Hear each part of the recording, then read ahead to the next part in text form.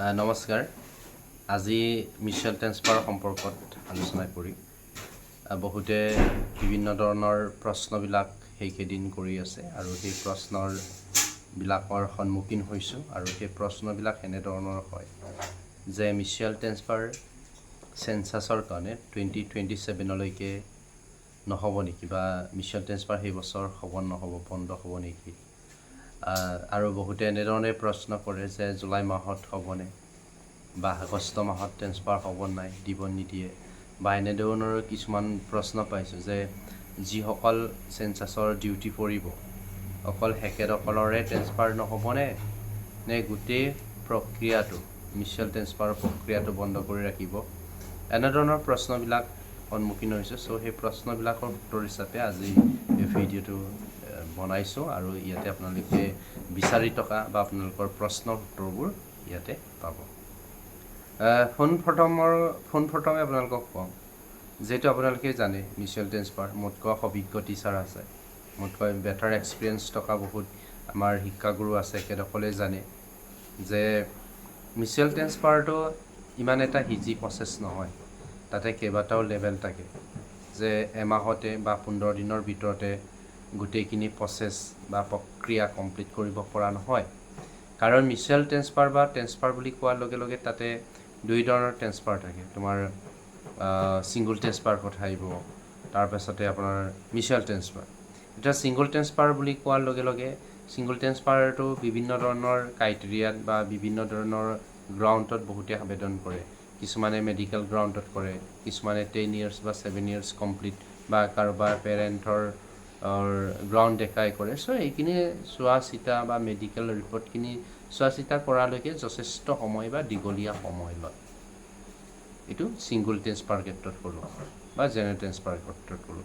আকৌ বহুতে হয়তো ভাবিব পাৰে জেনেৰেল ট্ৰেন্সফাৰ ক্ষেত্ৰত সেইটো হয় বা সেইখিনি প্ৰচেছ চাবলগীয়া হয়, মিউচুৱেল ট্ৰেন্সফাৰতো সেইখিনি নাচায় বা চাব নেকি, ইমানখিনিতো প্ৰচেছ কৰিব লগা নহয়, এজন টিচাৰ সলনি টিচাৰে আহিব। চ' এই প্ৰচেছটো ইমান দীঘলীয়া নহয় বুলি বহুতে ভাবিব পাৰে। সেইখিনি হয়, কিন্তু যেতিয়া আপোনালোকৰ লেভেলবিলাক যাব, ডিষ্ট্ৰিক্ট লেভেল পাৰ হ'ব লাগিব, ষ্টেট লেভেল কমিটি চিলেকশ্যন, মই ইয়াতে যিখিনি লেভেল দেখাইছোঁ সেই গোটেইখিনি লেভেল কমপ্লিট হ'ব লাগিব আৰু সেই কমপ্লিট হ'বৰ কাৰণে যথেষ্ট সময় লয়।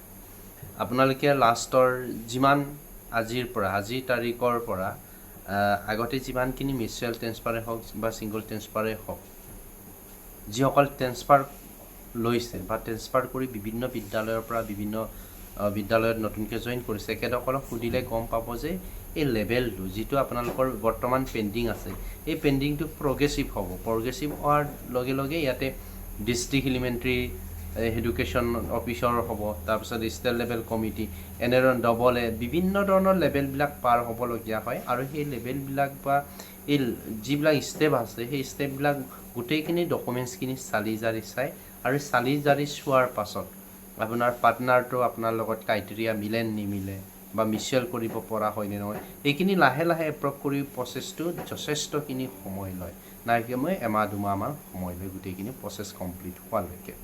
চ' আপোনালোকে জানেই যে যিখিনি আমি মিউচুৱেল এপ্লাই কৰিছোঁ, মিউচুৱেলেই হওক বা ছিংগুলেই হওক, তাতে পেণ্ডিঙত আছে, এতিয়ালৈকে কোনো ধৰণৰ প্ৰগ্ৰেছিভ বা ষ্টেটাছটো শ্ব' কৰা নাই। চ' সেইটোক লৈ আমি ক'ব পাৰোঁ যে জুলাই মাহতো ট্ৰেন্সফাৰ নহয়, কাৰণ আগতে যেতিয়া জুলাই মাহত ট্ৰেন্সফাৰ দিছিলে তেতিয়া ইমানখিনি সময়ৰ পৰা গোটেই 2টা বা 3টা ষ্টেপ আগবাঢ়ি যায়, প্ৰগ্ৰেছিভত থাকে। কিন্তু সেইবাৰ আশা নাই আৰু অলৰেডি আপোনাৰ লিষ্ট দিয়া হৈছে, চেঞ্চাছৰ লিষ্ট, আৰু সেই চেঞ্চাছৰ লিষ্টখিনি যদি আপোনালোকে চায় বা যিসকল অভিজ্ঞ টিচাৰ আছে তেখেতসকলে জানে, যিসকল ইউথ মানে আমাৰ বয়সৰ, যিসকলে মোবাইলৰ স্মাৰ্ট বা প্ৰায় টেটৰ শিক্ষকসকল বুলি ক'ব লাগিব, এখেতসকলক দায়িত্ব দিয়াটো 100% চিয়'ৰ। চ' যিসকল অলপ বয়সস্থ বা অলপ মোবাইল ব্যৱহাৰ কৰাত প্ৰব্লেম থাকে, এখেতসকলক প্ৰায় নিদিয়ে, এইখিনি চালি জাৰি চাই অলৰেডি লিষ্ট দিয়া হৈছে। চ' সেই লিষ্টখিনি আউট হোৱা নাই। বহুতে ক'ব পাৰে আপুনি কেনেকৈ জানিলে লিষ্ট দিলে বুলি, এইখিনি গম পাই যায়, এইটো কমন কথা, সকলোৱে গম পায়, অলৰেডি লিষ্ট দিয়া হৈছে, কিন্তু টিচাৰ কোনে কোনে পৰিব এইখিনিকেহে এতিয়ালৈকে লিষ্টখিনি আউট হোৱা নাই। তাৰ মানে ট্ৰেন্সফাৰৰ যদি কথা কওঁ, এই মাহত জুলাই বা আগষ্টত হোৱাৰ এবাৰ আশা নাই, কাৰণ যথেষ্ট এটা দায়িত্ব, দেশৰ এটা দায়িত্ব, ৰেছপনচিবল আছে টিচাৰ হিচাপে। চ' সেইখিনি আৰু বিৰোধ কৰিবলৈ এটা অপশ্যন এতিয়ালৈকে নাই। কোনে কি ডিপাৰ্টমেণ্টত মিনিষ্টাৰ হ'ব এইখিনি স্পষ্ট হোৱা নাই, বা সেইখিনি দিলেও, কাৰণ বিভিন্ন ডিপাৰ্টমেণ্টবিলাকতো দেখিছোঁ যে ন'টিছবিলাক বাৰে বাৰে জাৰি কৰা হৈছে যে ট্ৰেন্সফাৰটো সম্পূৰ্ণৰূপে বন্ধ হ'ব লাগে, যেতিয়ালৈকে চেঞ্চাছৰ কাম সম্পূৰ্ণ নকৰে তেতিয়ালৈকে বন্ধ কৰি থ'ব লাগে। তাৰ মানে আপোনালোকে কি বুজি পালে? ইয়াৰ পৰা আমি স্পষ্ট যে এই বছৰ ট্ৰেন্সফাৰ ক্ষেত্ৰত অলপ দেৰি হ'ব। দেৰি মানে 6 মাহ 7 মাহ এনেধৰণৰ দিলে হ'ব। যেতিয়ালৈকে আপোনালোকৰ চেঞ্চাছৰ কাম সম্পূৰ্ণ হ'ব তেতিয়া আপোনালোকৰ ট্ৰেন্সফাৰবিলাক ওলাই আহিব। চ' এইখিনি আছিলে, আৰু জুলাইত হ'ব নে আগষ্টত হ'ব বা প্ৰচেছটো কেনেধৰণৰ হ'ব, এই গোটেইখিনি বিষয় আপোনালোকৰ চাগে নিশ্চয় ক্লিয়াৰ হৈছে। যিখিনি পাৰিছোঁ সেইখিনি শ্বেয়াৰ কৰিব চেষ্টা কৰিছোঁ, আৰু বাকীখিনি আপোনালোকে বুজি ল'ব, যিহেতু ময়ো আপোনালোকৰ নিচিনা এজন ব্যক্তিয়ে, আৰু আপোনালোকৰো যথেষ্ট অভিজ্ঞতা আছে। নতুনবিলাকৰ কথা কোৱা নাই, যিসকল পুৰণি শিক্ষক চাই আছে আপোনালোকক কৈছোঁ, আপোনালোকে প্ৰচেছখিনি চাইছোঁৱে। চ' সেনেধৰণে গোটেইখিনি প্ৰক্ৰিয়াটো চলি থাকিব। Thank you so' much.